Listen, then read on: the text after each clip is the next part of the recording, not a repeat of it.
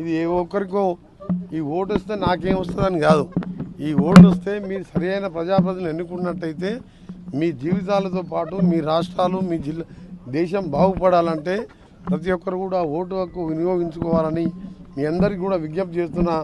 ముఖ్యంగా మేధావులకు, ఎడ్యుకేటెడ్ వాళ్లకు, అర్బన్ ప్రాంతంలో ఉండే వాళ్ళకే ఎందుకు 40-50% పరిమితం అవుతుంది ఓటు.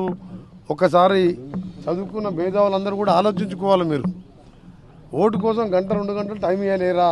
ఈరోజు ఎట్లా సెలవు దినంగా ప్రకటించింది. ఇవాళ అందరికీ కూడా దేశంలో కార్మికులకు కూడా వేతనంతో కూడిన సెలవు ప్రకటించిండు. స్కూళ్ళు నడపొద్దని చెప్పినాం. అన్ని మంది అయిన ప్రైవేట్ ఆఫీసులతో ఓటు వేస్తే మీకు పోయే నష్టం ఏముంది? వచ్చేది లాభమే కదా.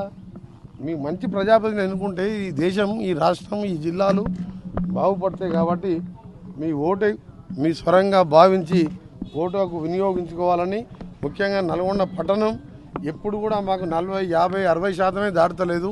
ఈసారి కనీసం 80-90% దాటే విధంగా నల్గొండ పట్టణంలోని మేధావులందరికీ విజ్ఞప్తి చేస్తున్నా. మీరు ఏదో విధంగా మీరు వచ్చి కష్టం అనుకోకుండా దేవుని దేవల వాతావరణం కూడా చల్లబడ్డది కాబట్టి 90% పైన నల్గొండ పట్టణంలో ఓటింగ్ పెరగాలని మీ అందరూ కూడా చేతులెత్తి విజ్ఞప్తి చేస్తూ మీకు నచ్చిన వారికి ఓటేయండి.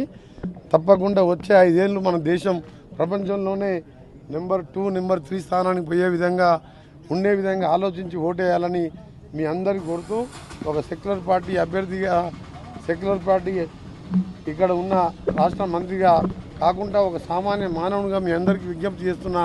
అసలైన తొలి వెలుగు. ఫాలో వాట్సాప్ @తొలి వెలుగు official.